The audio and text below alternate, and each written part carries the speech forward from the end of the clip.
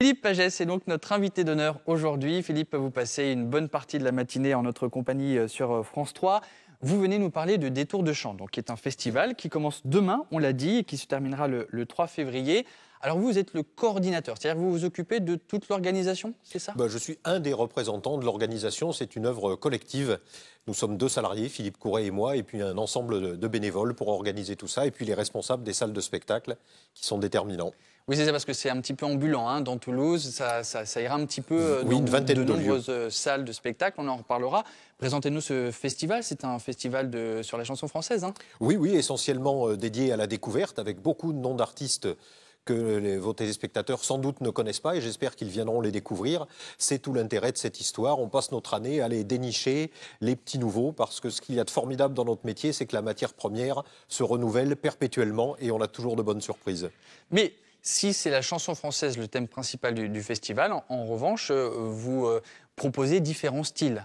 Oui, c'est même un peu le leitmotiv de notre festival, montrer que la chanson française, ça n'est pas qu'un registre musical, et la langue française peut être utilisée sur des genres musicaux très différents. Je vois la photo de Mehdi Cayenne qui est très très rock'n'roll. Évidemment que le rock'n'roll peut se chanter en français, mais on aura aussi des fonds musicaux sur des musiques du monde, sur du folklore alsacien, pas loin de la musique contemporaine avec Léopoldine Achache. On a des registres très différents, et on montre que la langue française, elle sonne.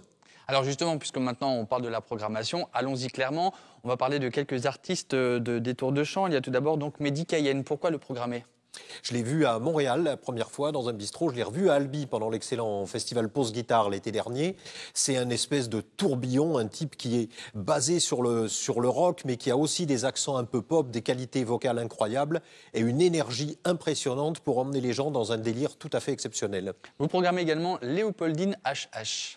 Oui, elle, je l'ai vue à Pézenas, dans un autre beau festival de la région, le Printival. Et j'ai été tout de suite séduit. C'était pour les remises de prix de l'Académie Charles Cros, où elle avait eu un coup de cœur.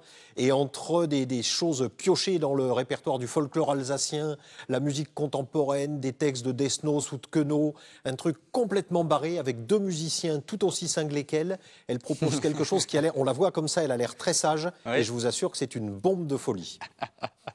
On va regarder quelques extraits dans un instant. On termine peut-être la présentation de quelques artistes. Jen Forti, tout d'abord. Oui, alors d'abord, c'est un nouveau spectacle. C'est un duo toulousain qui est déjà venu sur Détour de Chant, qui a un répertoire fantastique, qui est un des groupes capables d'affronter une grande scène avec 15 000 personnes sur la prairie des Filtres, aussi bien que de venir jouer dans un cabaret, un lieu intimiste.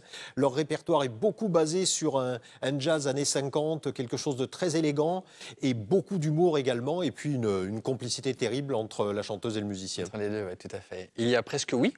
Presque Oui, c'est un garçon qui fête ses 20 ans de spectacle en 20 dates, qu'on a vu dans la région à quelques reprises, mais il y a longtemps qu'il n'est pas venu à Toulouse.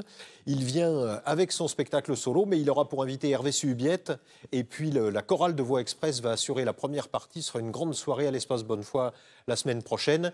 Presque Oui, c'est avant tout un auteur, c'est un très grand guitariste d'abord, c'est son premier travail, très axé sur la bossa, ses compositions, très, très musique brésilienne, et une poésie absolument merveilleuse. C'est très très beau.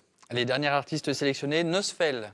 Nosfell, alors ça c'est un espèce d'ovni dans la chanson qui est arrivé il y a une dizaine d'années quand il chantait avec sa langue imaginaire le Clocoche-Casia. Il était venu passer une semaine au Bijou avec Pierre Le Bourgeois, le violoncelliste, dans un répertoire complètement halluciné. Il emmenait les gens dans un monde où on ne pouvait se raccrocher à rien puisque les paroles n'étaient pas compréhensibles. Et puis là, il revient avec un format assez rock'n'roll, avec Fred Gastard au saxophone, un batteur, un bassiste et lui guitare et chant. Il chante certains morceaux en anglais, d'autres en français, et toujours avec cette capacité vocale à aller très haut dans les aigus, descendre avec des graves très puissants. C'est vraiment un phénomène hors norme.